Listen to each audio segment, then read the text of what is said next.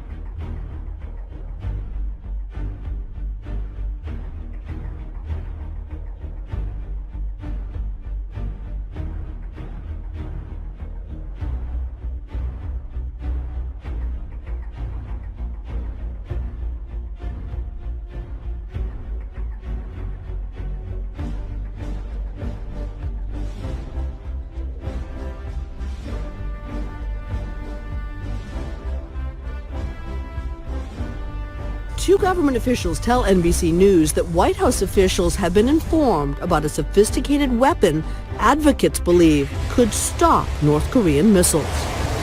This declassified animation shows how the technology works. A missile flying over its target. Inside the microwave weapon, sending out lightning bolts of energy, frying electronics below. This video shows the result of an actual test. Computers shutting down. Well, think about like when you put something in your microwave that actually has some metal on it. You know how badly that can go. Imagine directing those microwaves at someone's electronics. This technology absolutely works. Mary Lou Robinson is chief of high-power electromagnetics at the Air Force Research Laboratory in New Mexico. She supervised a series of tests. It did exactly what we predicted it was going to do, and that was a huge success for us. General David Deptula, who ran the air wars in Afghanistan and Iraq, calls the weapon an excellent one, as do 4 other current military officials we spoke with. Command and control centers are filled with electronic infrastructure, which is highly vulnerable to high-powered microwaves. We asked General Deptula if the weapon could disable a ballistic missile on a North Korean launch pad. Quite possibly, yes.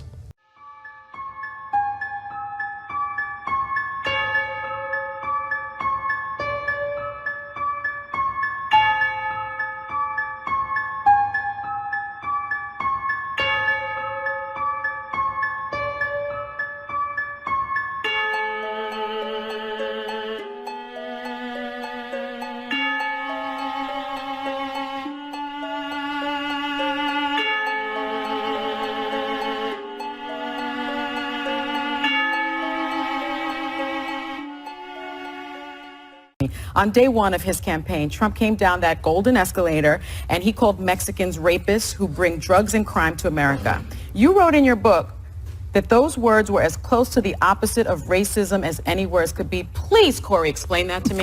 You have to remember the rest of the quote. Please explain that to me. What's the rest of the quote? He also said, some I assume are few, they're good people. Oh, yeah. But, Throw a bomb. But listen, here's the thing. I know President Trump. Not only is he not a racist or misogynist, he's the exact opposite. Because you know what? Look, I've had the privilege of sitting next to him.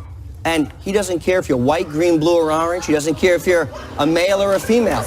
On day one of his campaign, Trump came down that golden escalator and he called Mexicans rapists who bring drugs and crime to America.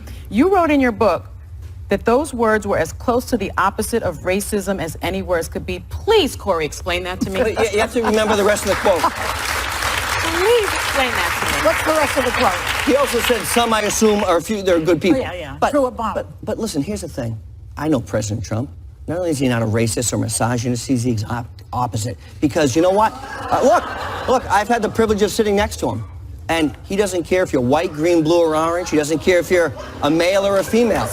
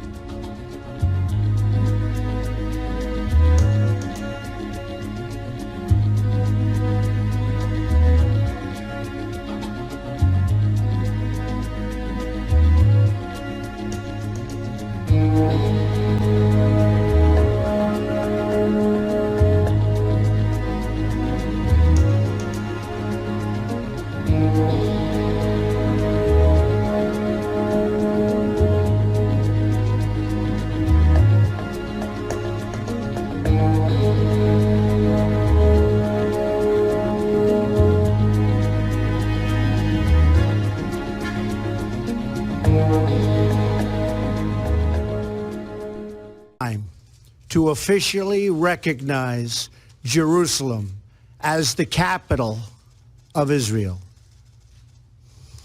While previous presidents have made this a major campaign promise, they failed to deliver.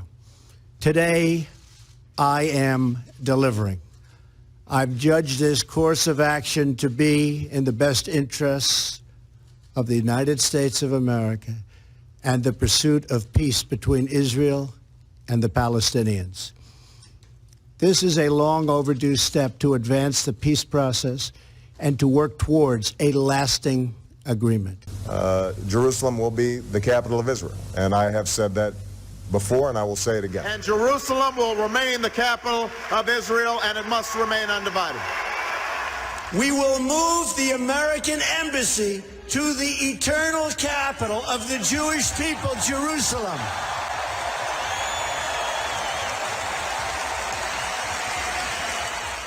Therefore, I have determined that it is time to officially recognize Jerusalem as the capital of Israel.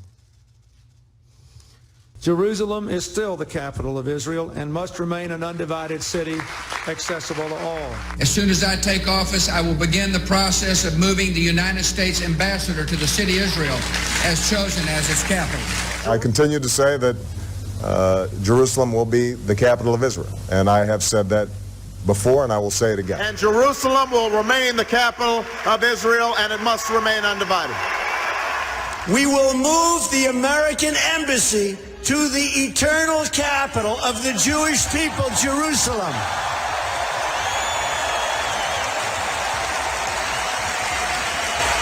Therefore, I have determined that it is time to officially recognize Jerusalem as the capital of Israel. While previous presidents have made this a major campaign promise, they failed to deliver. Today, I am delivering. I've judged this course of action to be in the best interests of the United States of America and the pursuit of peace between Israel and the Palestinians. This is a long overdue step to advance the peace process and to work towards a lasting agreement.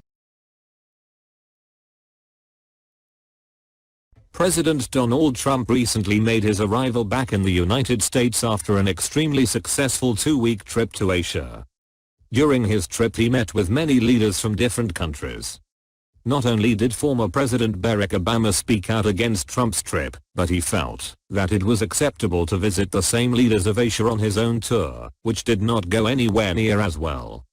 This many is truly pathetic. Among the leaders that agreed to meet with Barack Obama was Chinese President Xi Jinping. The Chinese media wasn't as kind in regards to Obama's visit as they were when reporting on President Trump's visit.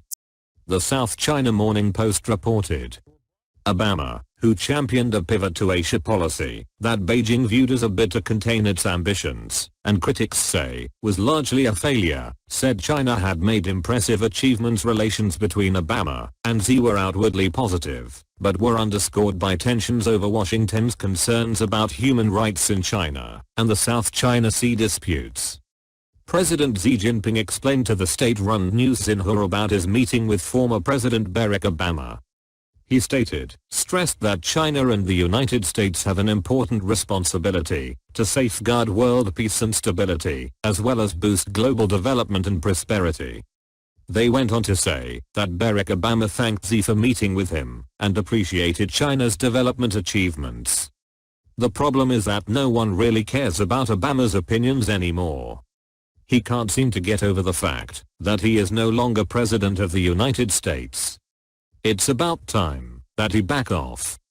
It was reported by Bloomberg Politics that Obama told Xi that he was willing to play a continued role in strengthening mutual understanding, exchange, and cooperation between the two nations. There is only one thing that we can conclude from Obama's meeting with President Xi Jinping.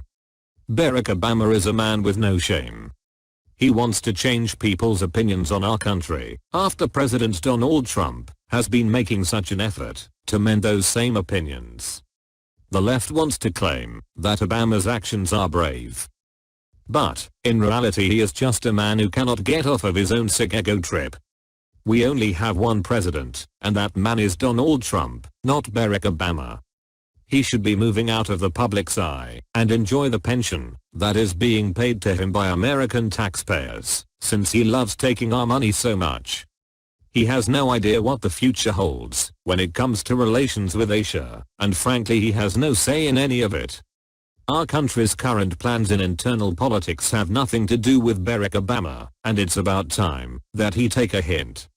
This man is the worst president that the White House ever had to endure, and we should be allowed to enjoy the fact that he is no longer in charge, but he won't drop the power trip. Thank you, God bless you, and God bless America.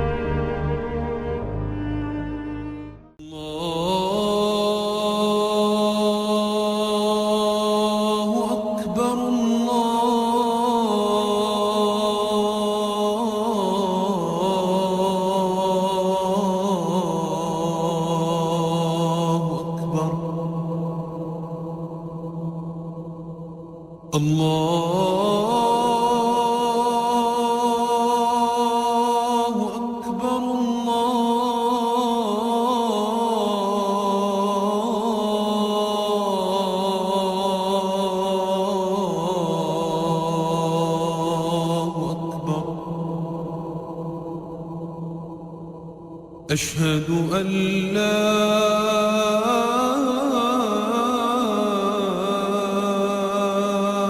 إله إلا الله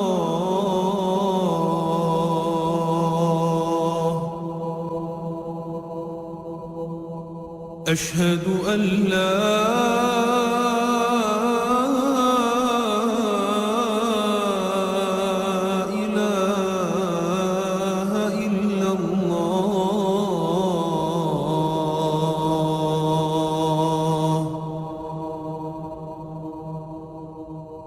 أشهد أن محمدًا رسول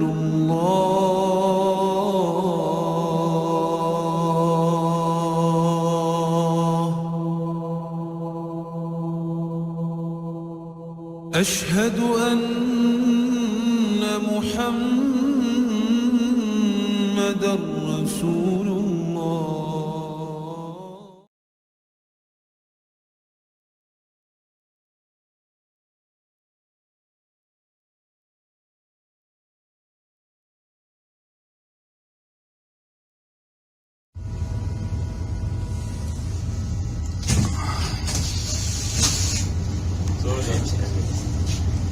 איפה הוא הספיק לדקור?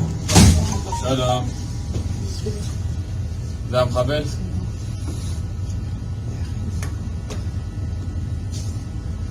איך אנחנו אוקיי, הוא לבד?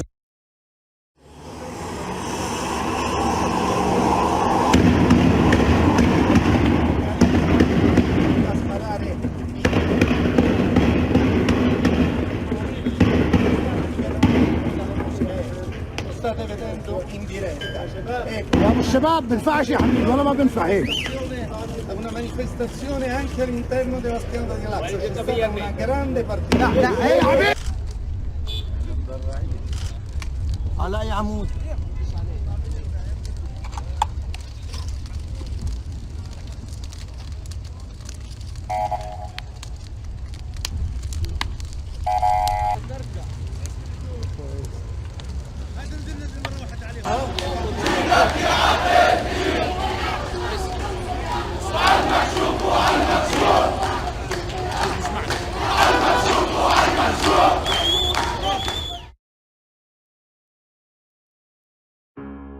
have the ability to let our voices be heard and break the dam of silence. Corey Feldman once again opening up about the dark side of the spotlight. In a new YouTube video, the former child star vowing to expose a ring of Hollywood pedophiles who he claims abuse thousands of children. I can name 6 names. One of them who is still very powerful today. Feldman posting the video after launching an online campaign aimed at raising $10 million to fund his plan to reveal what he calls the truth. I propose to do this by making a film that'll be the most honest and true depiction of child abuse ever portrayed, by telling my own story in a very real way. We're fighters for truth, justice, and the American way. A 1980s teenage heartthrob, Feldman became best known for his roles in movies like The Goonies, The Lost Boys, and Stand By Me. Keep me on TV. Sure, we'll be heroes. But along with the fame, Feldman says he learned firsthand about Hollywood's big secret, a secret he tried to reveal without naming names. I can tell you that the #1 problem in Hollywood was and is and always will be pedophilia. And they're some of the richest, most powerful people in this business. And children aren't supposed to handle that sort of stuff. Humiliation. I know, I've been through it. But that's all over now. Feldman has long claimed as young actors he and fellow child star Corey Haim were molested by older men in the entertainment industry. Allegations he also wrote about in his 2013 memoir, Choreography. 2,200 American troops killed in Afghanistan since 2001, 20,000 wounded.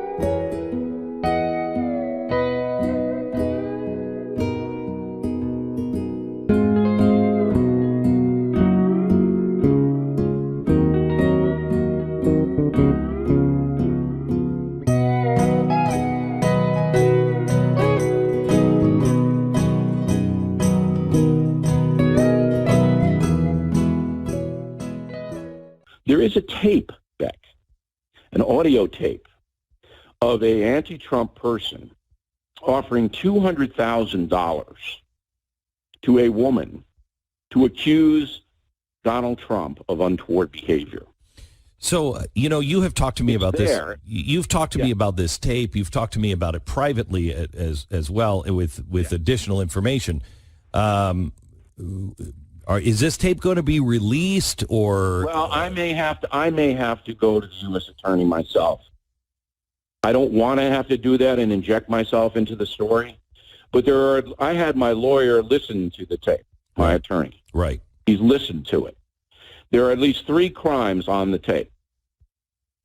So as a citizen, I may have to do this. I will tell you, Bill, that that's the first thing that you said. You said, "Well, I'm trying to get it, so it could be released. It needs to be released." And you weren't talking about getting it for you to release. So today's Congressman Trey Gowdy pressed Rosenstein on the reports of bias on the Mueller-Russia investigative team. Here's a bit more of that.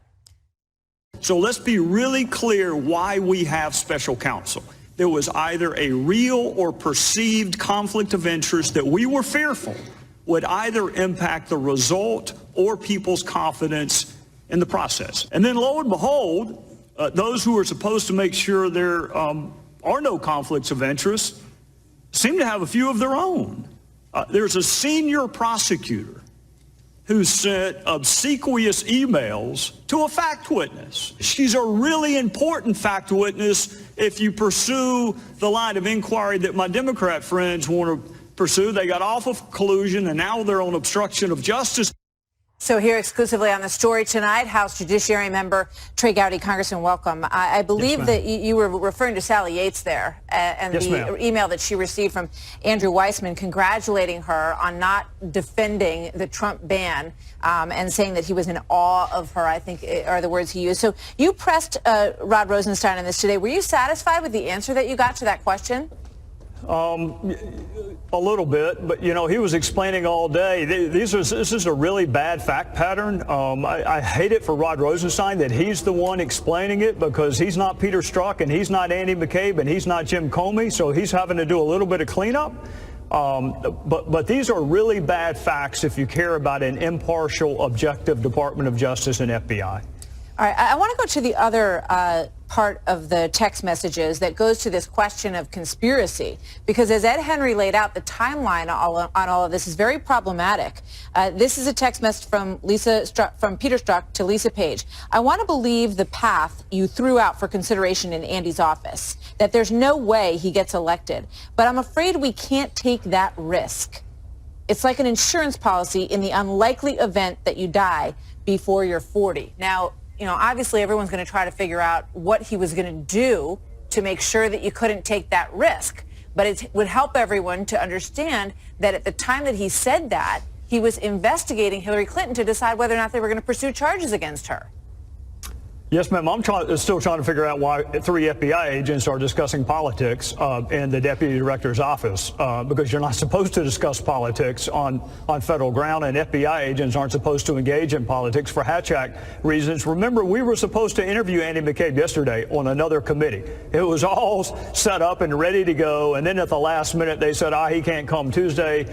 He's going to come next week. I'll be shocked if he comes next week. I'll be a little bit surprised if he's still an employee of the FBI this time next week. But the notion that 3 bureau agents would be conspiring or plotting on how to handle the outcome of a presidential election is the opposite of what you want in an objective, dispassionate, neutral FBI. All right, so you said that when you go home to South Carolina next week, you're going to get a lot of questions about all of this. Yes, ma'am. And I would imagine that your constituents are going to want to know, so what happens? You know, what happens now? How are they going to right this ship? They will want to know that, and they will want to know whether or not we can trust or rely upon what Robert Mueller comes up with. And I have been very defensive of Robert Mueller from day one, even up until as recently as a week ago. But he hired some people that have terrible bias, and he didn't have to. There are plenty of women and men who don't contribute to political campaigns. There are plenty of prosecutors he could have hired. So at some point, Bob Mueller is going to have to explain, how did he vet these prosecutors and agents? How did these folks slip by? Because what's going to happen, Martha, is if he decides to do something to the Trump campaign or prosecute President Trump, Republicans have a built-in argument for bias, that the fix was in from day one. And if he clears President Trump, then the Democrats are going to say, well, the pressure from the Republicans was so unrelenting. He's in a no-win situation, but he's there because of some of the decisions he's made. Yeah. Do you think that conspiracy point that we just talked about, does that lay the groundwork for any Hatch Act investigation, do you think, before I let you go? Well, I think using an official phone to discuss politics is a Hatch Act violation. That's my old job, but it is incredibly problematic that you are in the deputy. Remember, Jim Comey gets very sanctimonious when you talk to him about a politicized FBI. Very sanctimonious. Well, guess what? In his deputy director's office, they were discussing how to prevent one candidate from becoming president of the United States. It doesn't get any more political than that. That they wanted some kind of insurance policy against that potential eventuality, which they obviously all found an atrocious idea. Trey Gowdy. Almost as bad as Ted Cruz. Almost as bad as Ted Cruz. Right? Congressman, thank you so much. There are a lot of issues that I would like to ask you about, Mr. Deputy Attorney General. We had a terrorist incident in New York this week. We have 702 reauthorization that is pending in Congress. Gun violence, the opioid epidemic, criminal justice reform. But when I go home to South Carolina this weekend, trust me when I tell you, no one is going to ask me about any of those issues. They're going to ask me, what in the hell is going on with the Department of Justice and the FBI? The reason we have special counsel, this is a very important point, and you know it, the reason we have special counsel is because of a conflict of interest. The regulation itself specifically makes reference to a conflict of interest. And we don't like conflicts of interest because it undercuts people's confidence in both the process and the result. So let's be really clear why we have special counsel. There was either a real or perceived conflict of interest that we were fearful would either impact the result or people's confidence in the process. That's why we have something called special counsel, and that's why we have special counsel in this fact pattern. And then lo and behold, those who are supposed to make sure there are no conflicts of interest seem to have a few of their own. There's a senior prosecutor who sent obsequious emails to a fact witness. She can be described as nothing other than a fact witness. She's a really important fact witness if you pursue the line of inquiry that my Democrat friends want to pursue. They got off of collusion and now they're on obstruction of justice. She may be the most important fact witness in an obstruction of justice case.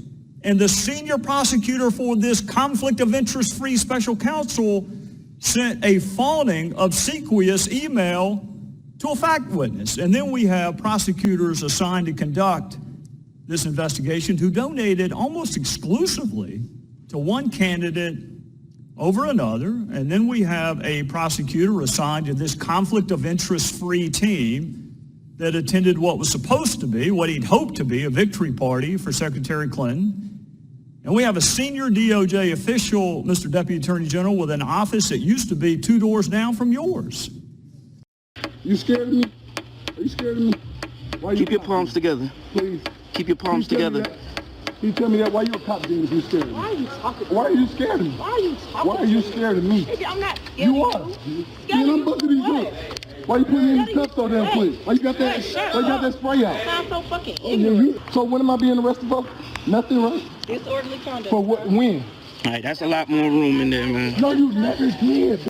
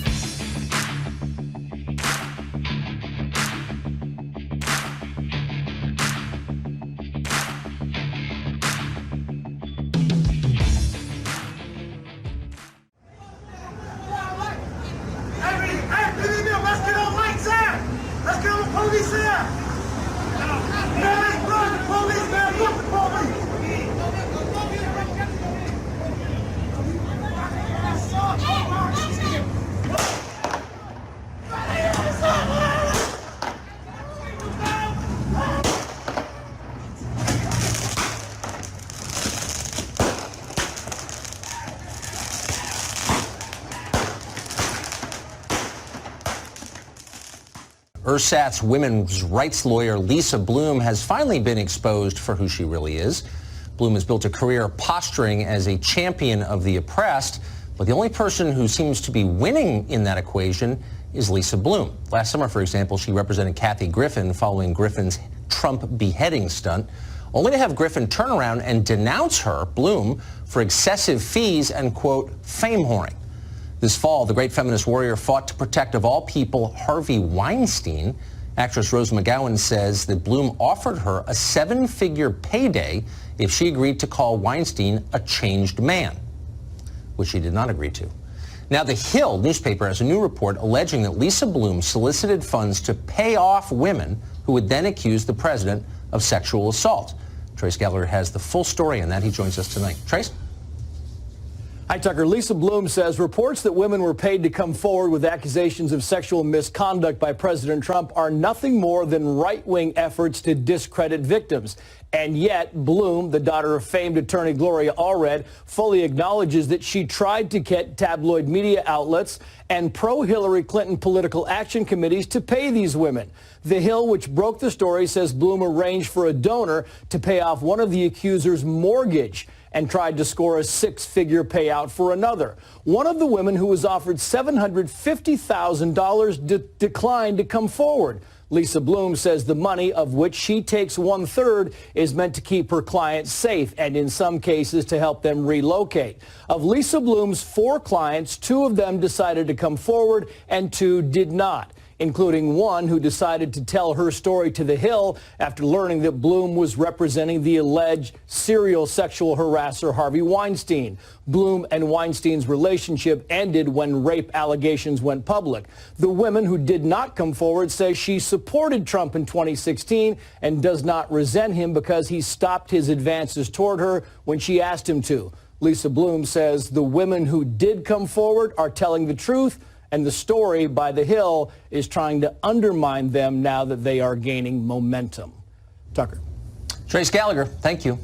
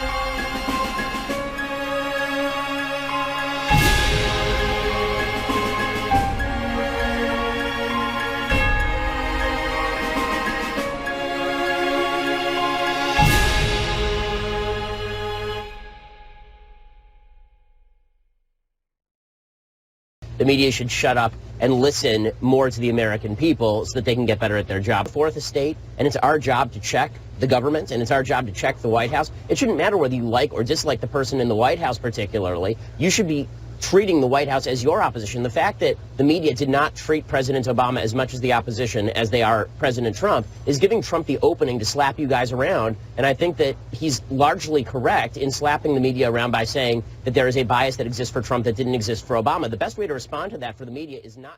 So this is what we have now. This is where we were in 1960. And when we're finished, which won't be in too long a period of time, we will be less than where we were in 1960, and we will have a great regulatory climate. Okay? Come on up here, Chris. Come on. You work so hard. Elaine, are you okay? Come on. You okay? Yep, fine. She has a lot to do with it. She has things called roads. It's a big, and bridges, right? Yes. Okay. 1, 2, 3.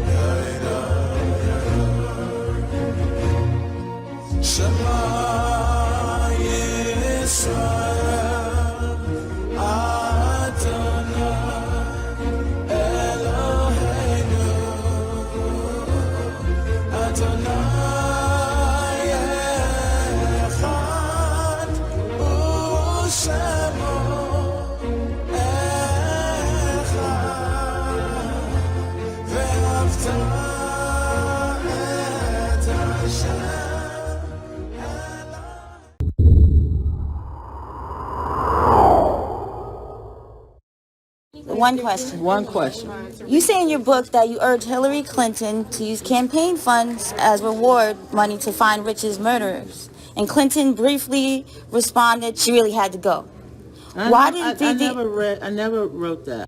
Well, why do you think that the DNC offered no reward money for Seth Rich's murderers? We discussed on December 1st, we offered, Jim Roosevelt proposed that the DNC raise money to help with the reward fund. And we urged members to provide resources, but at no time did I told Hillary, in the book I said, don't forget Seth Rich. That's what I said in the book. Why didn't the DNC offer money? The DNC, because the money comes from donors. This is money that comes from donors for purposes of electing Democrats. Our money is not used for that purpose. We encourage individuals. I've given as an individual. The party cannot give. It's just that's not what political parties do. But that doesn't mean that she has called his parents. Campaign funds can't go to find his murderers either? Ma'am, that is not the function of the DNC. And once again, I would like to go on the record as saying that the attempts to smear Seth Rich has caused enormous harm to his family. Joel and Mary deserve better than the kind of salacious, sensational type of journalism. Seth was a patriot. People think he's a patriot. I got a chance to work with him.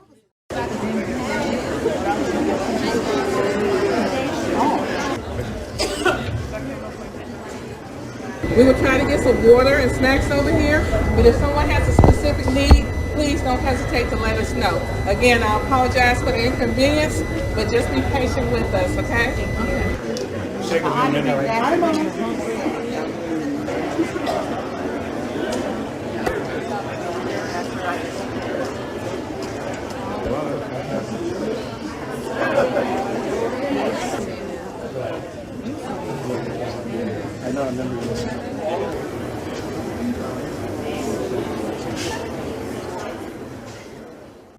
It's absolutely enormous. Isn't it? This is the Super Star Destroyer. Isn't it gorgeous? It is.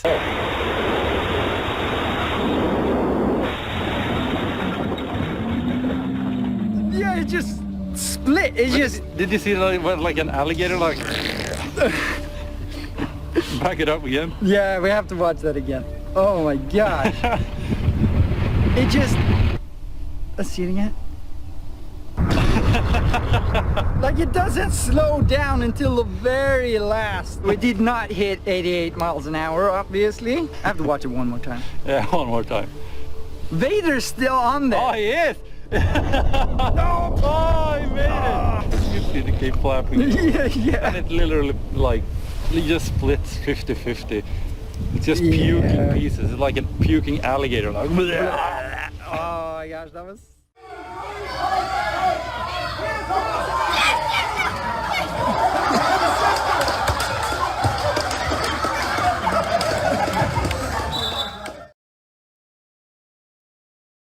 I've served with 8 presidents, and I got to know 4 of them very well. I've never met any president that has more character, more integrity, and more backbone than this guy does. It was an honor serving with him. And 8 years, not a hint, a scandal.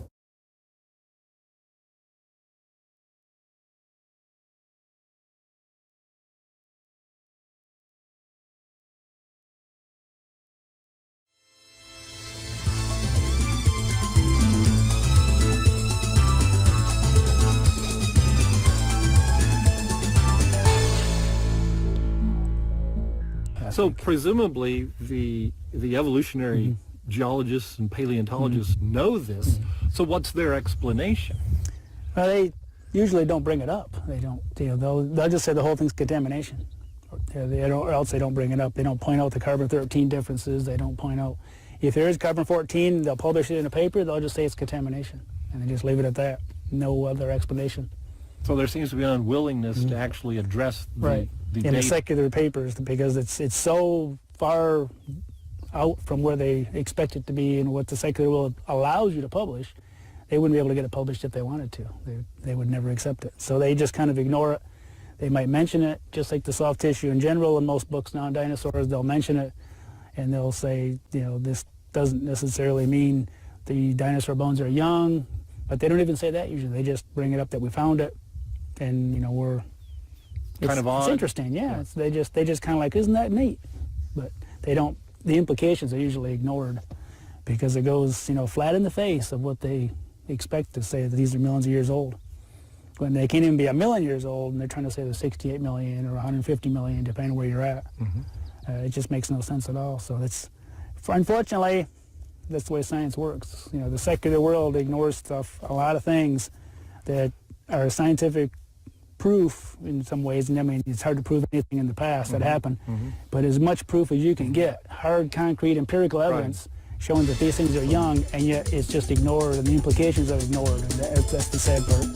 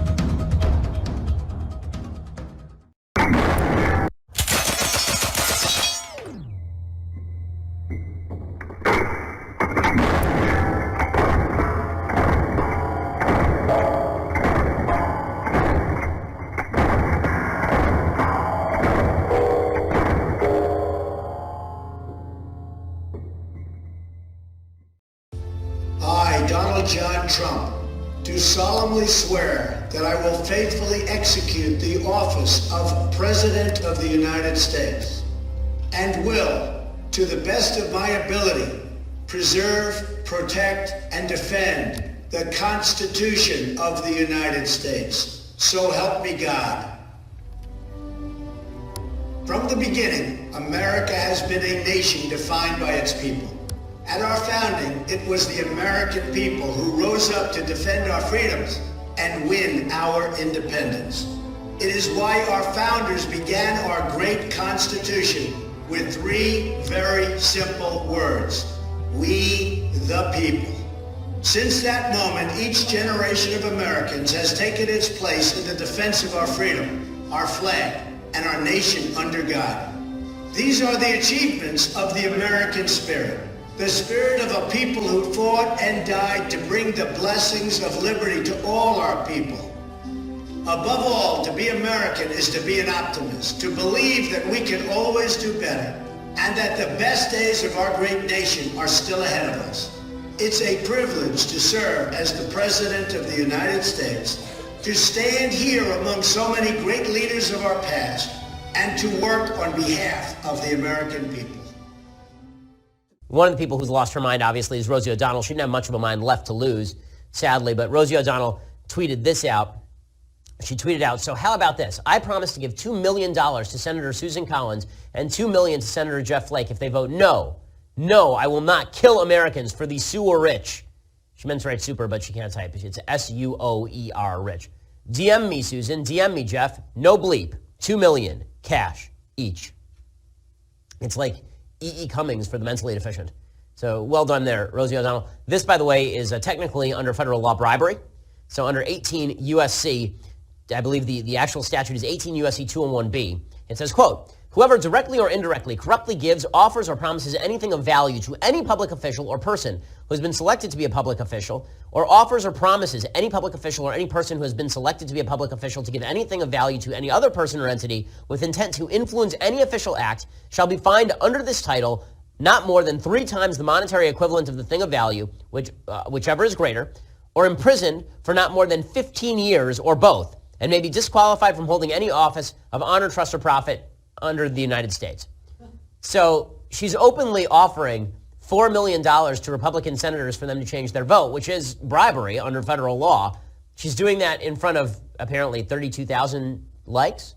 So that I guess she must be willing to pay $12 million to the federal government. I said earlier, if President Trump tells Jeff Sessions to initiate a prosecution against Rosie O'Donnell, they will begin carving his face into Rushmore tomorrow. Right? I mean, he will immediately move to the list of the nation's greatest presidents if he initiates prosecution against Rosie O'Donnell for bribery. So I tweeted out, half jokingly this morning, lock her up. And Rosie O'Donnell got mad, and she tweeted back at me, "Suck my bleep, Ben," which doesn't make sense for a variety of reasons as far as I'm aware. And so I tweeted back at her, "You're already a felon, Rosie. Don't be a homophobic sexual harasser, too." And then I followed up with #MeToo. So that is my A+ troll game right there, gang. That is the troll is strong with me today. So Rosie O'Donnell, just making a fool of herself as always. Go, boy, you come over here. She would make us hold up our heads, walk us briskly back and forth, while customers would feel our hands and arms and bodies. Make us open up our mouths and show our teeth, precisely as a jockey examines a horse which he is about to barter for or purchase.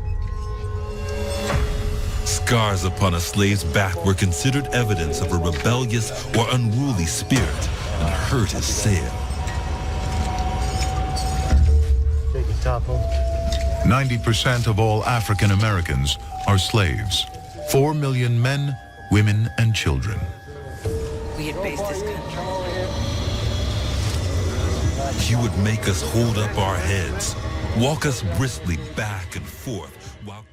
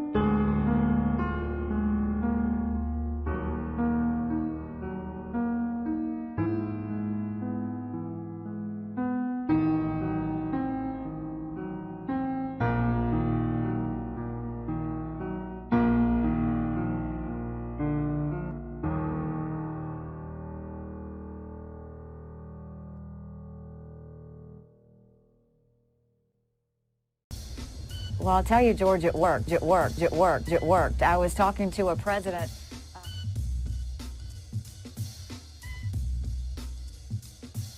We will have no choice but to totally destroy North Korea.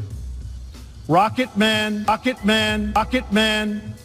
is on a suicide mission for himself and for his regime.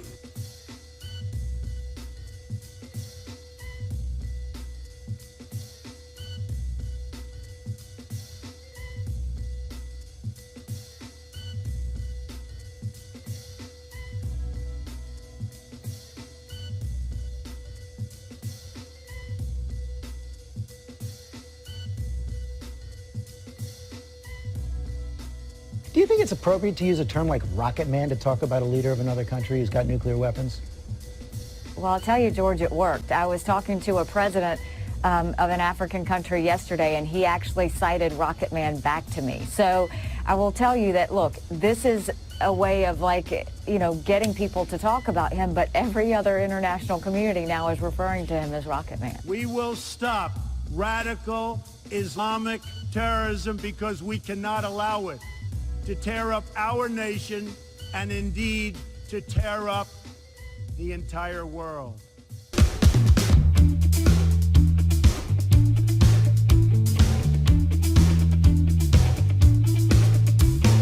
When he became our nominee, it was a clear choice. It was Hillary Clinton or Donald Trump. And then the more that I got involved with some of the campaign activities, the more I heard President Trump speak, I got on board mostly because I saw so many average, everyday Americans in the military and law enforcement, the blue-collar Americans, I saw them gravitating towards him because they said, guess what? This man is doing something amazing. He's running against the Democratic Party and, in some ways, the Republican Party as well, and he won.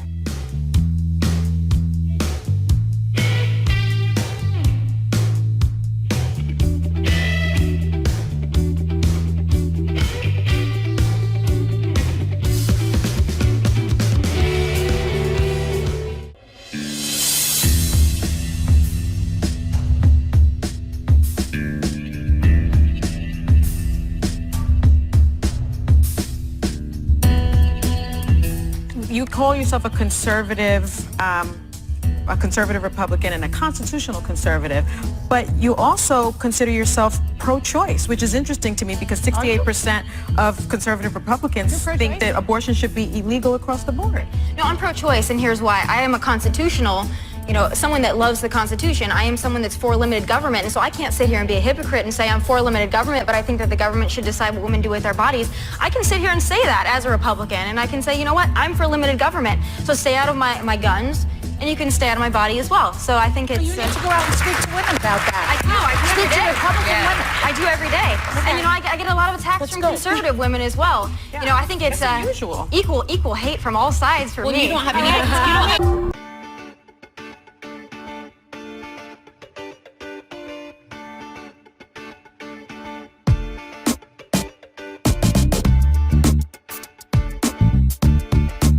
Shoot himself in the foot when he said a Muslim ban? Come on.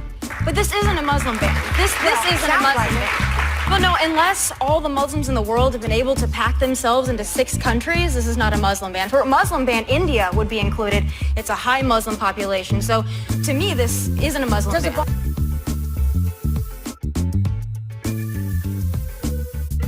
Bother you that he leaves out like Saudi Arabia where he has a business? No, I or agree. Egypt, I definitely think Saudi Arabia should be included. I do.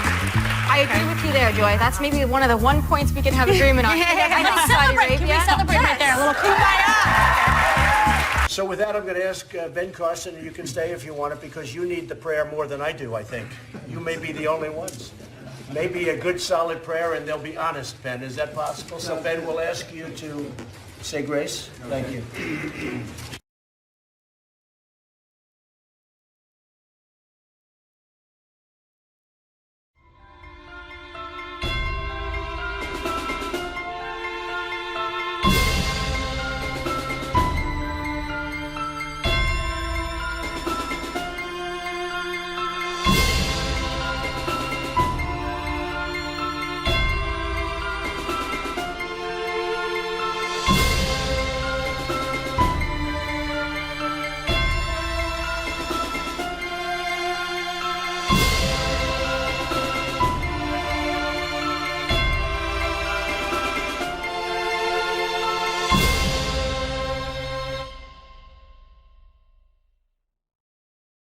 allegations always pretty strongly about the allegations of Obama versus Russians versus Putin. I would make a couple of points on this. One is, it's pretty clear that the Obama administration sent their people over to Israel to work against Prime Minister Benjamin Netanyahu, pretty much openly. Significant dollars invested in that campaign over there. The President of the United States, with at least the moral support of the people that had worked for him in the country of Israel, seeking to shift the results of the election against the seated Prime Minister, Bibi Netanyahu.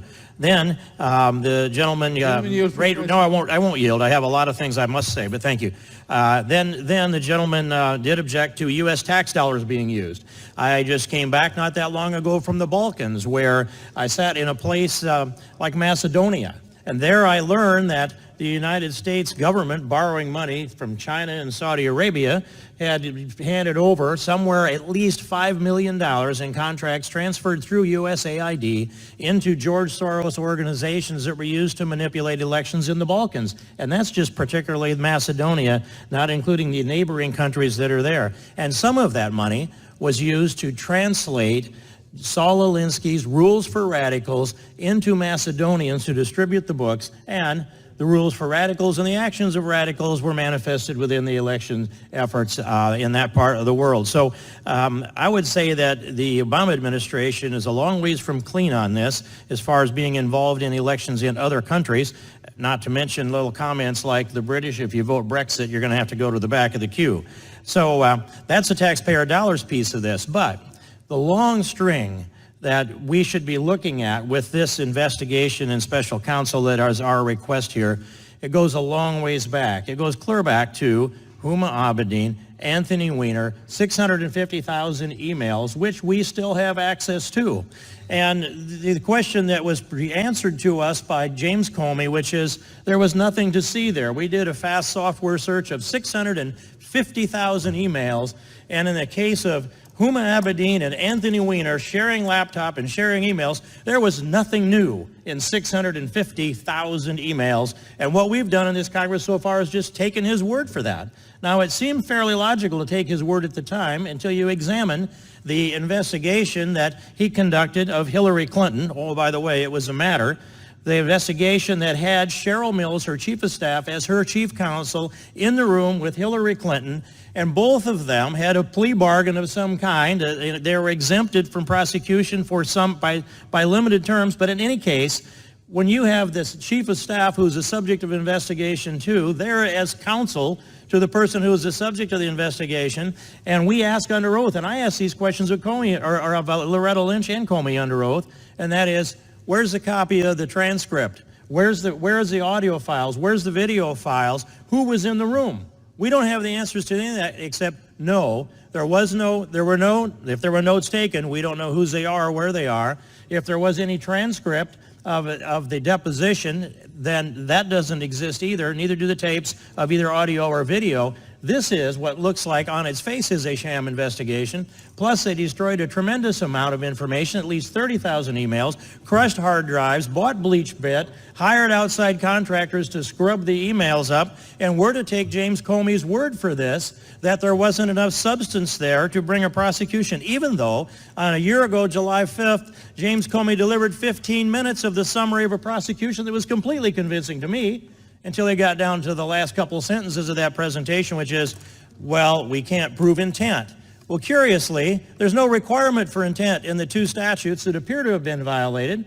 And furthermore, I look back in the records to the previous October and the previous April, Barack Obama stated into the news media record, he said Hillary Clinton would never intend to put our national security at risk. Hillary Clinton would never intend to harm America's security. That's October and April, the previous October and April. Well, James Comey latched on to that word intend, and they made up new law and gave Hillary Clinton an exemption for this lack of intent that they said they couldn't prove, which is absolutely proven by the facts that he delivered to us in the summary that day, and that there is evidence for. And I would go on. Not only does this trail lead through Hillary Clinton and James Comey, but the Loretta Lynch component of this as well. When you put this in place and you look at the example of them on the tarmac, it's hard to imagine they sat there for 38 minutes and discussed grandchildren. I think that might even be singular, grandchild at the time. We should check that. But the answers that we got from Loretta Lynch were far less than satisfying. And then that brings me to Alexandra Chalupa, who went off she's a DNC contractor that went off over to Ukraine to try to gather dirt on the Trump people. So bringing this around, Mr. Chairman, I'll conclude it with this, as my time will soon run out, and that is this, that the trail leads, I believe, also to Barack Obama. We need to investigate all of this.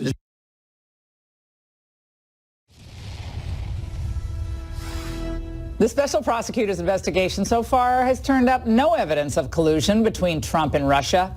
None. Zero. Zilch. Nada. But with every passing day, we learn more about the shocking anti-Trump bias of Bob Mueller's team. Peter Strzok, Jeannie Rhee, Andrew Weissman, the list keeps growing and growing. And just today, we learned that attorney Aaron Zebley, who's known as Mueller's right-hand man, previously represented the guy who helped set up Hillary's private email system. I can't even believe this. And who later destroyed 2 of her mobile devices with a hammer. I wish we could put that hammer in the Smithsonian. Wouldn't that be fun? The president's allies have had enough, and according to the Wall Street Journal, are now urging him to go on the offense against a probe that now seems like nothing but a partisan political lynch mob, if you ask me. Joining us now from Phoenix is Republican Congressman Andy Biggs of Arizona, and here in Washington, Democratic strategist Michelle Juando of the Center for American Progress. Michelle, I want to start with you because when you look at this list, I think we have a graphic of the contributions that some and his team have made. James Quarles has given $30,050 to Democrats. Jeannie Rhee, $9,150. Andrew Weissman, $4,000. Greg Andres, Andrew Goldstein, Elizabeth Perliger, Brian Van Grack, Rush Atkinson, $200. That's not a big deal, but all the other ones are not insignificant. And you add that the fact that a lot of them one represented the Clinton Foundation, one represented Ben Rhodes. How does a regular American person not look at this Mueller team as just a bunch of Trump adversaries, political adversaries, who want to undo a presidential election? Well, I think there are a few things. When we say in this country that you can serve in law enforcement, we don't have a political test for those individuals. I come from a family of prosecutors. When you sign up and you say you want to serve your country, there is no test. You don't have to pledge allegiance to a president. You pledge it to this country. And when Robert Mueller has found out about individuals who he was concerned about conflict of bias, he fired them. And that's exactly what we want him to do. So I understand. Why didn't he reveal it at the time when he got rid of Strzok in July? Why didn't he reveal that to the American public, given the gravity of this investigation? Right. I mean, I think if we remember the purpose of this investigation is national security. So I think what he is focusing on is how do we keep this country safe? So you don't think that you don't think there's any collusion? You don't think there's any even appearance of a conflict with this group of people involved in an investigation that could lead to the impeachment of a president? No appearance of a conflict, not even an actual conflict, because if there's an appearance of a conflict, as a lawyer, you're really supposed to reveal what your potential conflict could be. And to me, the revelations are, it's like pulling teeth to try to get this information. You know, but don't we want him to actually do what he did, which is to fire those individuals? No, I want to know what they've said politically. I want to know what their emails and texts have said. If we begin to focus on every individual as opposed to the purpose of this investigation. You know what the fruit of the poisonous tree is? Of course I do. Okay, One of the fun things you so if you have ill-gotten gains in an investigation, ill-gotten either because of a bad actor or a biased actor, everything that comes as a result of that could be called into question. Well, I want to go to Congressman Biggs on this. Congressman, I find the president's legal team, frankly, to be a little bit kind of almost gun-shy to question the Mueller team. The president was very tough on the Justice Department and has been in some tweets, but his legal team had been more circumspect here. Yeah, and I think they're wrong to be circumspect, because what we have here, this is the very swamp creature that all of America is looking at, because it isn't that Robert Mueller said, oh, this is why we got rid of Strzok. We had to pry that out. That came through FOIA requests. Congress has asked for information. We're not getting it. One thing we found out from Director Sessions and Director Wray, or Attorney General Sessions and Director Wray, is they don't even have a process for vetting and for conflict of interest. So most private sector law firms and even in prosecutorial agencies, if you have a bias, you've got to disclose that bias, because it's an ethical violation to take a conflict of interest case. So people check that out. These biases are not inconsequential. If you're giving $30,000 to Democrats, guess what? You're all in. You're all in. If you are being critical of President Trump and in an overt way showing up at resist movement issues, you're not just saying, hey, I'm a political participant. What undermines the credibility? I'm going to ask you both. Yes. Does this not undermine the credibility of an investigation when you have rank partisans who worked for Ben Rhodes, who worked for the Clinton Foundation, and now someone who actually represented the guy who destroyed the email, the devices, with a hammer? So you're actually working for the political adversary of the guy you're now investigating. Now, if that's not an apparent conflict of interest, then I don't know what is. But I think it undermines the overall integrity of an investigation that, frankly, should be unassailable, given the gravity of it. Michelle, you can close out. Laura, I think we need to remember that we're talking about someone who served this country in Vietnam. He has had respect on both sides of the aisle for years. And if we are now saying that someone who is as respected as Robert Mueller so he can never make a mistake? Of course you can make a mistake, but the question is, why are we raising these questions now as he continues because to we're get finding out the information to now. President Trump's inner circle? Well, did you agree with Bill Clinton when Bill Clinton went after you know what I'm going to ask? Okay. If Bill Clinton went after Ken Starr's legal team for being biased, did you criticize him for doing that? When we are focused on national security and when we want to get to the root of what role There's no Russia collusion. There's no Russia collusion. They gave that up long ago. Then I think where's we the will Russia all collusion? recognize Where is that it? this is about protecting one another. Where's the He's Russian not collusion? interested in going after partisans. He's interested in keeping this country Where's safe. the Russian collusion? And I think it's actually There almost is none. You can't- comical that the FBI, they're It's comical mostly that you white can't answer the conservative men at the FBI, Who and now cares? we are saying that all of a sudden they're Who's like there? raging liberals. No, the people on the investigation are raging almost liberals. like comical, Laura. Okay, so Andrew Weissman's a raging liberal? I think raging conservative? I think it's almost comical. No, what's comical is that you didn't criticize Bill Clinton's people when they were trashing Ken Starr. As I recall, I don't think those guys were being criticized because they were actually smart. They went on the offense against Ken Starr, and that's why in the end the Starr report ended up leading to impeachment. But in the end, Bill Clinton ended up more popular because last time I checked, the gals in the Senate ended up doing a pep rally for Bill Clinton after that impeachment. National security isn't a partisan issue. Oh, yeah. That's never been a partisan issue. Congressman, close it out. Well, look, nobody's criticizing Mueller's veterans history. We're criticizing the way he's conducting this investigation, which is loading up the team. It's like playing basketball, and not only is the other team against you, but all the refs, the scorekeeper, and everyone else. And that's what you've got going on here, and that's the problem with Mueller. Okay, well, the establishment guys and the media may have a bigger black eye than the special prosecutor's office this week, capped off by a massive screw-up at CNN today. Wait till I tell you about this one. I hope we pass Mr. Gates' amendment and refer it favorably. Hope we actually start getting the documents we requested 7 weeks ago from the Justice Department. With that, I yield back and thank the gentleman for yielding. All right, the fallout continues over new examples of political bias, one after another, coming from the Department of Justice, the FBI, and from Robert Mueller's merry band of Democratic donors. Now, Fox News has obtained some of the text messages between that FBI agent, you know, the one that's involved in everything, Peter Strzok, and his FBI lawyer girlfriend, Lisa Page. They are full of all kinds of examples of Trump bashing. We're going to show you the actual messages in detail in a minute. But first, as you can imagine, the massive conflicts of interest, the political prejudice now being exposed in America's justice system has Republican lawmakers finally waking up and demanding answers. GOP congressmen, they wasted little time today in questioning the Deputy Attorney General, the guy that appointed Mueller, Rod Rosenstein, on Capitol Hill earlier today. This is a classic, epic. Take a look.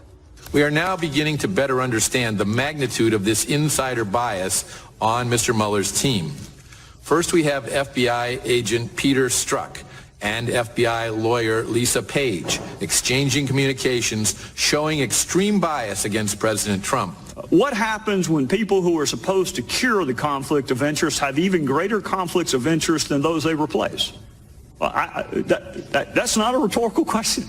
You nor I nor anyone else would ever sit Peter Strzok on a jury. We wouldn't have him objectively, dispassionately investigate anything, knowing what we know now. Why didn't we know it ahead of time? My question to you is, how with a straight face can you say that this group of Democrat partisans are unbiased and will give President Trump a fair shake? This is unbelievable. And I'm here to tell you, Mr. Rosenstein, I think the public trust in this whole thing is gone. So it seems to me you got two things you can do. You're the guy in charge. You're the guy who picked Mueller. You're the guy who wrote the memo saying why he needed to fire Comey. You're the guy in charge. You could disband the Mueller special prosecutor, and you can do what we've all called for. Appoint a second special counsel to look into this, to look into Peter Strzok, Bruce Orr, everything else we've learned in the last several weeks. All this sound familiar? It should. You've heard it here first. We've been doing this now for months. Now, despite today's grilling, Rosenstein, he remains defiant and actually defending Mueller and his team of Clinton lovers and Trump haters. Pretty unbelievable. Watch this. I think it's important to recognize that when we talk about political affiliation, that all demonstrates political affiliation. The issue of bias is something different. I've discussed this with Director Mueller, and he and I collectively have a lot of experience managing offices in the Department of Justice. We recognize we have employees with political opinions, and it's our responsibility to make sure those opinions do not influence their actions. Pardon me. And so I believe that Director Mueller understands that, and that he is running that office appropriately, recognizing that people have political views, but ensuring that those views are not in any way a factor in how they conduct themselves. And I don't know exactly what the president meant by that, Congressman. The special counsel's investigation is not a witch hunt. There's one problem. There's only one opinion. It's pro-Hillary, anti-Trump. There's a mountain of evidence now showing this bias among Mueller's investigators, yet Rosenstein pretending like he's the only person in America that doesn't see it. See no evil, hear no evil. What's happening? This is a direct threat to the rule of law in this country. Rosenstein is aiding and abetting that threat.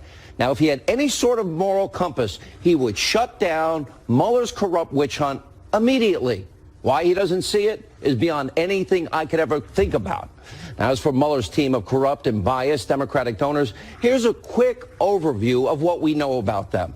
They have given piles of cash, over 50 grand in total, to Democrats, including Barack Obama and Hillary Clinton. By the way, only one of them donated to a Republican.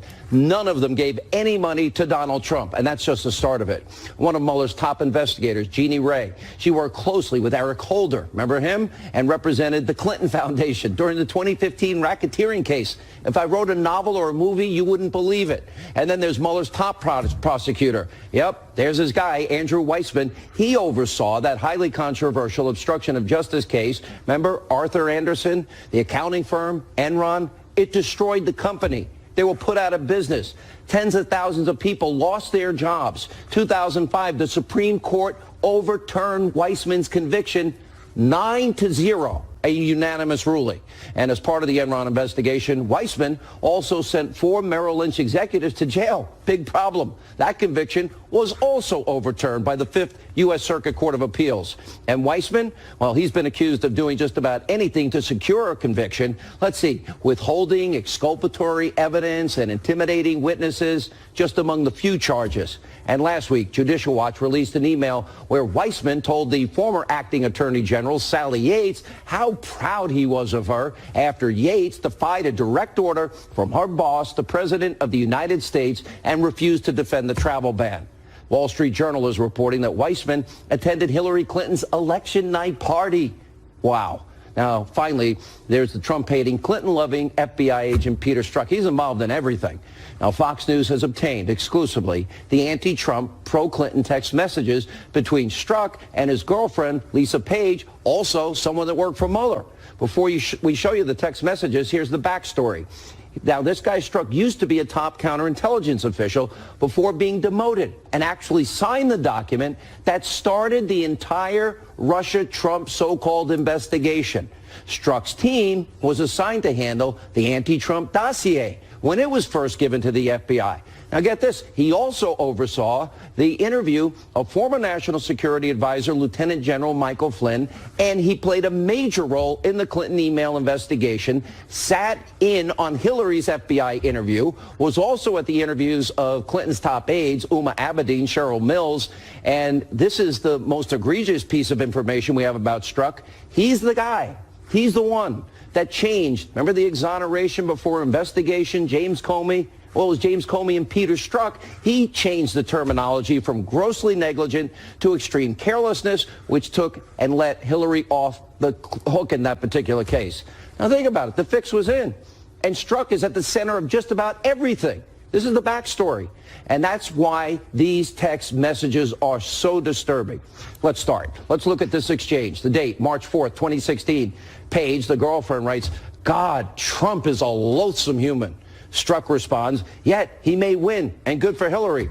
And Paige says, "It is." And then Strzok asks, "Would he be a worse president than Cruz?"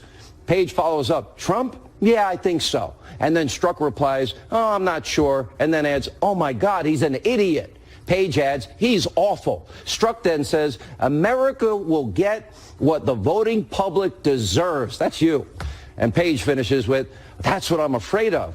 Later the same day, Strzok writes, "God, Hillary should win 100 million to 0. Paige says, "I know."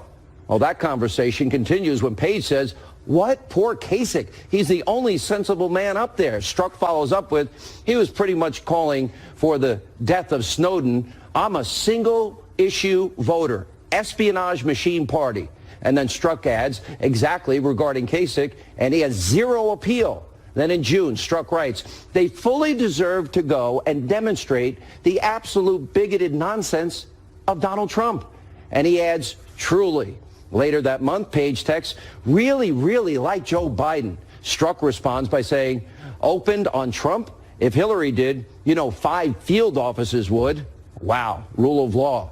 In July, Paige texts, "And wow, Donald Trump is an enormous, expletive. I can say it, but children may be watching." And in August, Paige writes, "Jesus, you should read this, and Trump should go bleep himself." And Strzok responds, "God, that's a great article. Thanks for sharing, and bleep Trump." Now, Strzok even bashed Trump supporters, writing, quote, "Just went to a Southern Virginia Walmart. I could smell the Trump support." And Paige, his girlfriend, replies, "Out to lunch with," redacted, "and we both hate everyone and everything." And then she adds, "Just riffing on the hot mess that is our country." Strzok ends by saying, "Yeah, it's scary, really down here." Now in October, Strzok sends this message, "I am riled up. Trump is a bleeping idiot, is unable to provide a coherent answer." Strzok later texts, "I can't pull away. What the blank happened to our country?" And this particular message, pay close attention to. It's getting attention from other people as well. It's raising all kinds of important questions that we need answers to. Now, in August of 2016, Strzok texted, "I want to believe the path you threw out for consideration in Andy's office, that there's no way he gets elected," meaning Trump. "But I'm afraid we can't take that risk. It's like an insurance policy in the unlikely event you die before you're 40. Now, Fox News, we haven't confirmed that Andy, that text would be Deputy FBI Director Andrew McCabe. And remember, McCabe's wife took $700,000 in donations from Democrats during a 2015 Virginia State Senate run. By the way, Terry McAuliffe up to his eyeballs there. There's also this text exchange. We edited out the middle part, which was a web link. Paige writes, "And maybe you meant to stay where you are because you're meant to protect the country from that menace." And Strzok says, "Thanks. It's absolutely true that we're both very fortunate. And of course, I'll try and approach it that way. I just know it will be tough at times. I can protect our country at many levels. Not sure if that helps."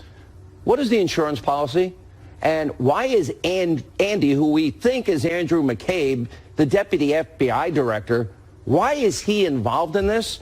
Interestingly, the Wall Street Journal reporting that the meeting with McCabe took place just as the FBI launched its counterintelligence probe into possible Trump-Russia connections. You can't write a novel like this. Now, the Journal also notes that July is when Christopher Steele briefed the FBI about the fake news dossier. And here's another huge question. How were these text messages discovered? And after reading all those messages, how can Rod Rosenstein honestly go before Congress today and conclude that special counsel is fair and unbiased? And then there's this new information, Fusion GPS. They have confirmed that Nellie Orr, the wife of the recently demoted DOJ official Bruce Orr, did in fact work for Fusion GPS. And Fusion GPS also confirmed that Nellie Orr worked on Trump opposition research. And we found out last week that Bruce Orr met with the former British spy that paid for the Russian lies to influence the election, that Steele is the person who put together the fake news anti-Trump Russian dossier with phony information. Well, we know Bruce Orr also met with Glenn Simpson. He's the co-founder of Fusion GPS after the election. And guess what? Orr's office was only 4 doors down from Rosenstein's. Wow. Everything that we've just explained shows that there are inexcusable conflicts of interest, that there are clear abusive biases at the DOJ and the FBI and Robert Mueller's team. Now, to be clear,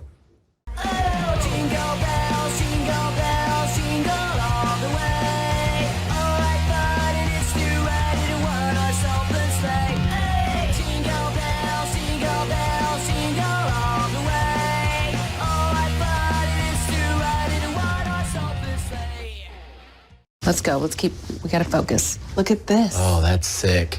Look at that little guy, just happy to be there. Just happy to wake up in the middle of the night and kill you. That's really scary, but awesome. Oh, you know these things have murdered some folks. Stop. I mean, those dolls are the stuff nightmares are made of. This one's got pretty eyes. Don't touch their eyes. I'm having a daymare right now. Come on, babe, let's walk away. Look away. Man.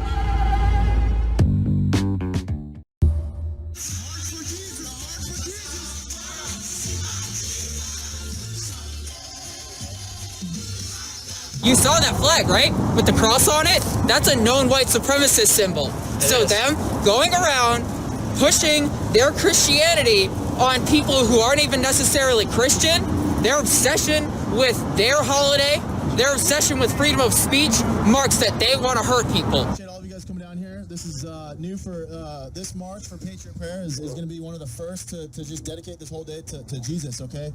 Because they are more obsessed with their rights than they are the basic decencies that people deserve. These people have a disdain for human rights. This day ain't a dead day. This ain't no funeral. This is a party for our Lord and Christ Jesus Christ.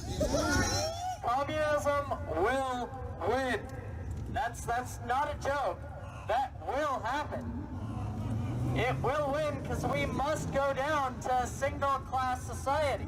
Now, after capitalism, in its late stages as it is right now, we will move down to a one-class system called communism. Democratic and anarchist communism will be the ideology of the future. I'm right over here. You can come and get me if you want.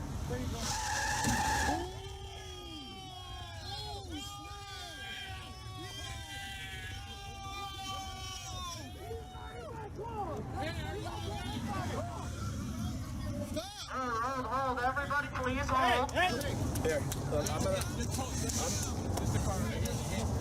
I'm a CNA. I got a medical case. Can I help? All right. All right.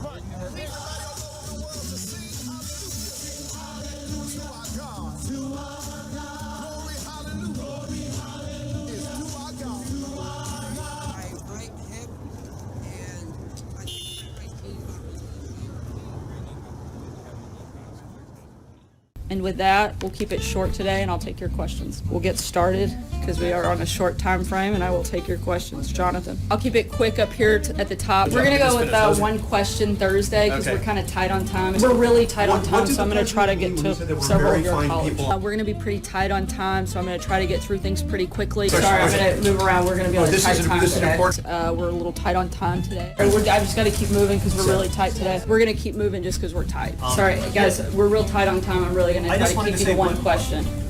Let's be polite to your colleagues. Lesser amount I'm gonna keep that he's moving. I'm that gonna he's try to put be forward. respectful of your colleagues. One Sorry, other Major, I'm question. gonna keep Just- bouncing because I I'm think tight you wanna on take time. this one. Guys, I'm sorry, I'm gonna try to keep moving so I can cover as much ground as possible. Sorry, I've limited everybody to one question today. Sorry, guys, I'm gonna jump around it. Thanks, Sarah. Try On to Wife cover and everybody. Energy, the Right, April, I'm Tanya's gonna in the keep hospital. moving. Yeah, we're gonna keep moving, guys. About 2 minutes left. Go ahead, Margaret. I'm moving to a different gym. I'm sorry. Jim. Jim, I'm gonna say once and for all that I'm moving on to Jim Stinson, and I'm not taking another question from you at this point. We have the nuclear weapons. They're going to have those weapons pointed all over the world and specifically at the United States. And wouldn't you be better off solving this really potentially unbelievable, and the biggest problem, I mean, we can talk about the economy, we can talk about Social Security. The biggest problem this world has is nuclear proliferation. And we have a country out there in North Korea, which is sort of wacko, which is not a bunch of dummies, and they are going out and they are developing nuclear weapons. And they're not doing it because they're having fun doing it. They're doing it for a reason. And they're continuing to do what they're doing, and they're laughing at us. They think we're a bunch of dummies. I'm saying that we have to do something to stop. But if the military told you, Mr. Trump, we can't do this. You give me two names. You're giving me two names. I don't know. Do you want to do it in 5 years when they have warheads all over the place, every one of them pointing to New York City to watch? This is a good deal for the United States. North Korea will freeze and then dismantle its nuclear program. South Korea and our other allies will be better protected. The entire world will be safer as we slow the spread of nuclear weapons. Let me talk about some of the issues. One is North Korea. We have the nuclear weapons. They're going to have those weapons pointed all over the world and specifically at the United States. And wouldn't you be better off solving this really potentially unbelievable, and the biggest problem, I mean, we can talk about the economy, we can talk about Social Security. The biggest problem this world has is nuclear proliferation. And we have a country out there in North Korea, which is sort of wacko, which is not a bunch of dummies, and they are going out and they are developing nuclear weapons. And they're not doing it because they're having fun doing it. They're doing it for a reason. And they're continuing to do what they're doing, and they're laughing at us. They think we're a bunch of dummies. I'm saying that we have to do something to stop. But if the military told you, Mr. Trump, we can't do this. You give me two names. You're giving me two names. I don't know. Do you want to do it in 5 years when they have warheads all over the place, every one of them pointing to New York City, to Washington, and every one of our... Is that when you want to do it? Or do you want to do something now? You better do it now. Missile experts tell us North Korea can now launch a missile over 7,500 miles on a flattened trajectory, putting every city in the United States now in range if the warhead survives re-entry. Speaker, a little over 2.5 hours ago, North Korea launched an intercontinental ballistic missile. It went higher, frankly, than any previous shot they've taken. It's a research and development effort on their part to continue building ballistic missiles that could threaten everywhere in the world, basically. And in response, the South Koreans have fired some pinpoint missiles out into the water to make certain North Korea understands that they could be taken under fire by our ally. But the bottom line is it's a continued effort to build a threat, a ballistic missile threat that endangers world peace, regional peace, and certainly the United States.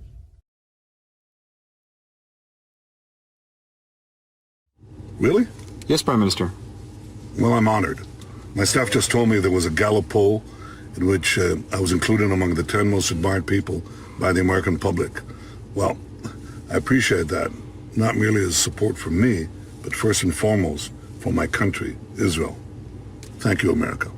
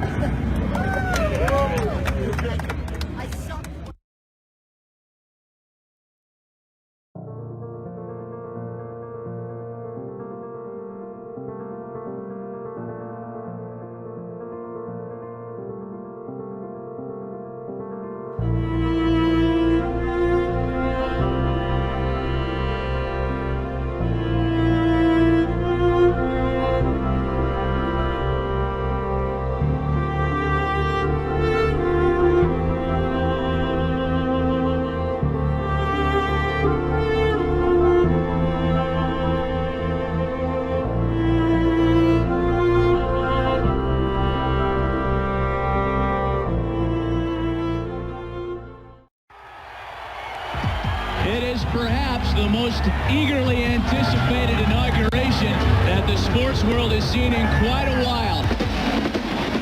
Ladies and gentlemen, this is the XFL!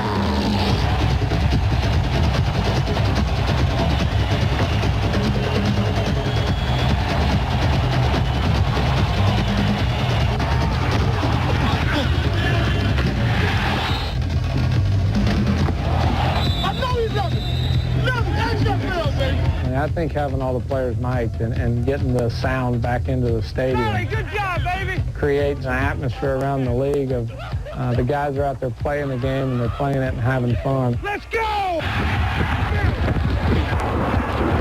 Roll away! Hey, son! Somebody talk to me! It's over! Woo! Have a good one. Personalities showed out. Personalities showed up. When someone scored, they did their thing.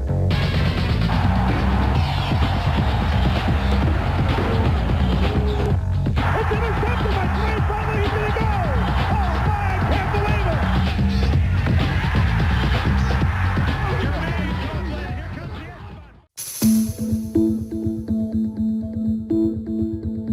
At the time, the Middle East was full of Jews. Algeria had 140,000 Jews. Algeria, where are your Jews? Egypt used to have 75,000 Jews. Where are your Jews? Syria, you had tens of thousands of Jews. Where are your Jews? Iraq, you had over 135,000 Jews. Where are your Jews? Mr. President, where is the real apartheid?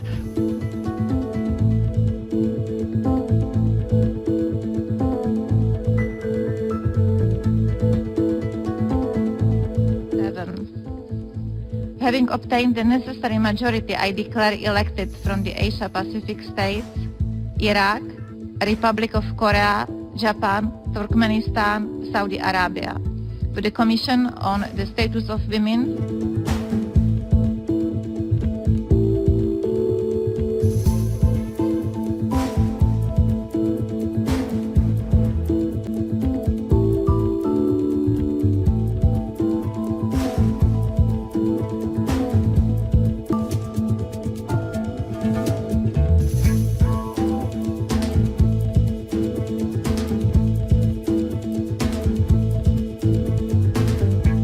And the blockade of the Gaza Strip. Recognizing a clear link between prolonged occupation and gender-based violence, the gendered impact of the occupation. In other words, what you are saying is as follows: when Palestinian men beat their wives, it's Israel's fault.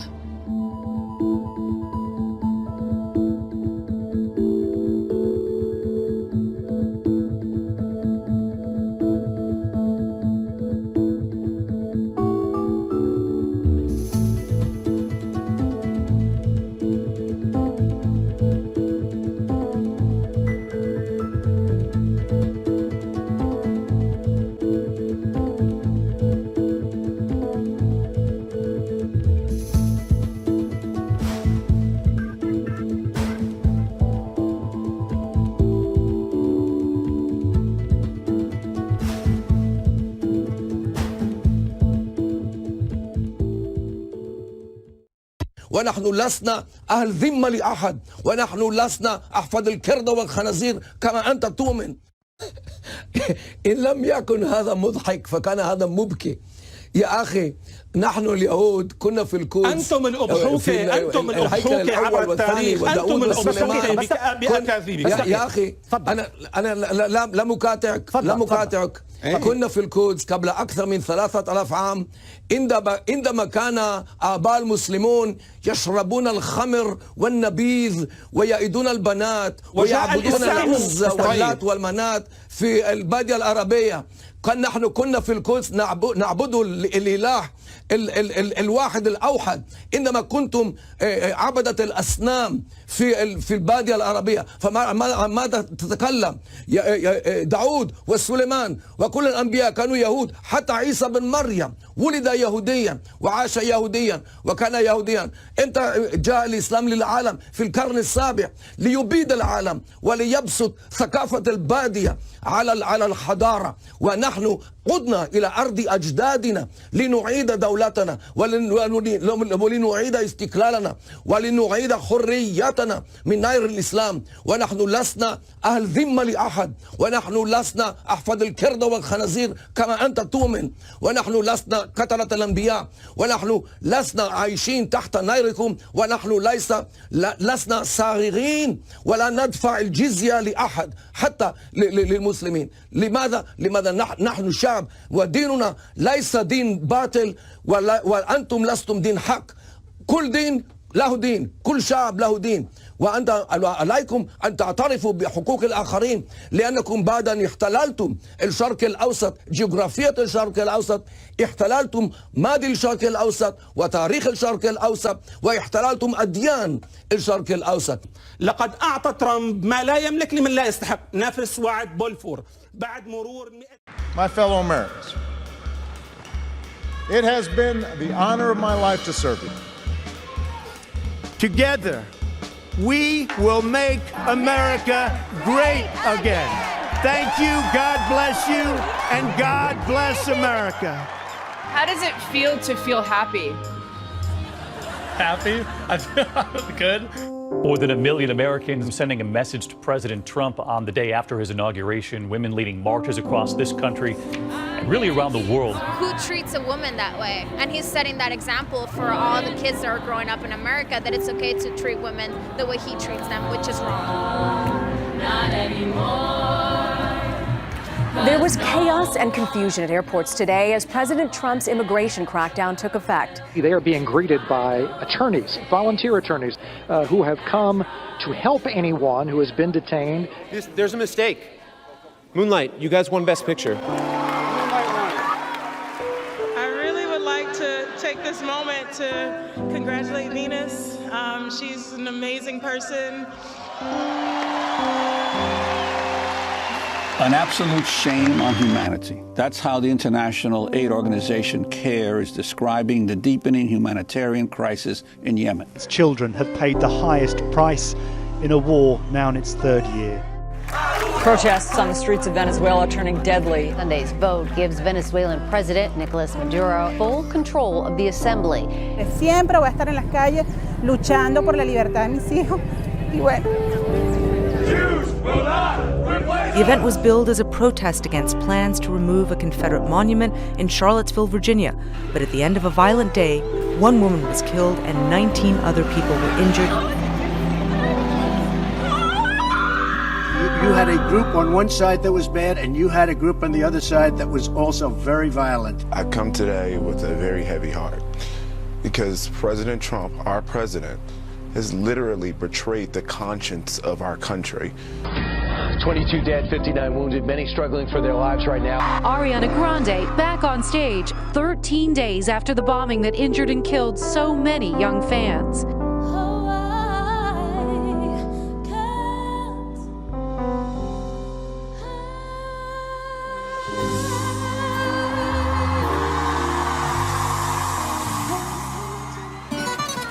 North Korea late today launching a new missile,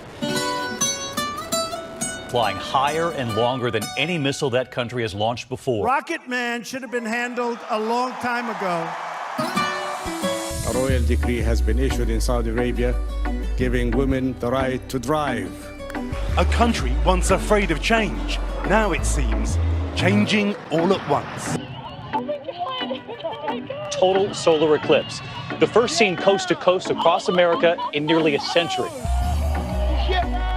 Oh my God, you guys, I'm actually crying. This is the most incredible thing. This one's called Double Trouble.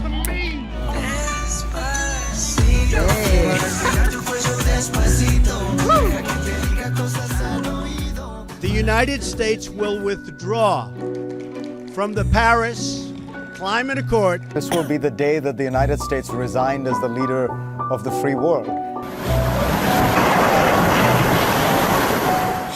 When you work your entire life to create something and you see it gone, it's very difficult, it's very hard. Hurricane Irma is now the most powerful storm ever recorded in the open Atlantic Ocean. 2 days after Hurricane Maria, all of Puerto Rico is still without power and may have no electricity for months to come.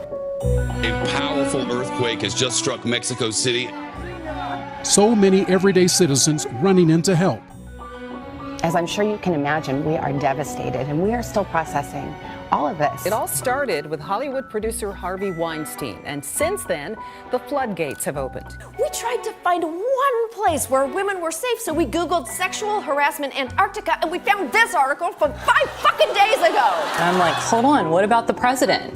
Listen, okay? If you got your thing out, and she got all her clothes on, you're wrong. You're in the wrong. Devastating 7.3 magnitude earthquake has rocked the Middle East overnight. Hundreds dead along the border of Iran and Iraq. An urgent search for survivors now. Wouldn't you love to see one of these NFL owners, when somebody disrespects our flag, to say, get that son of a bitch off the field right now, out, he's fired. fired! This is a protest about whether or not the country has fulfilled its promise of equal protection under the law to all of its citizenry. And that conversation is one no one wants to have. More than 300 people were killed in what's seen as the worst attack in Egypt's modern history. It's the first time that the militants target worshippers inside a mosque. More than 500,000 Rohingya refugees have left Myanmar for Bangladesh, fleeing what the United Nations has called a, quote, textbook example of ethnic cleansing.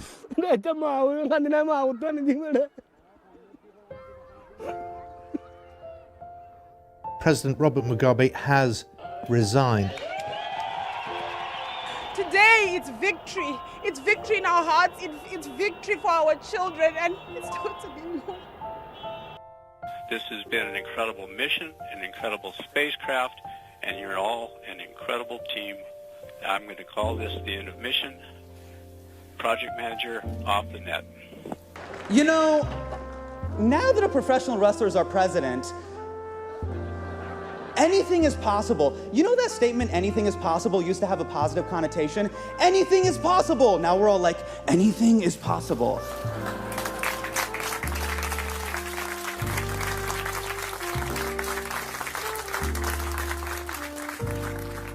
Hey, and one last thing. I just want to say, anything is possible, Vox Video fans. Anything.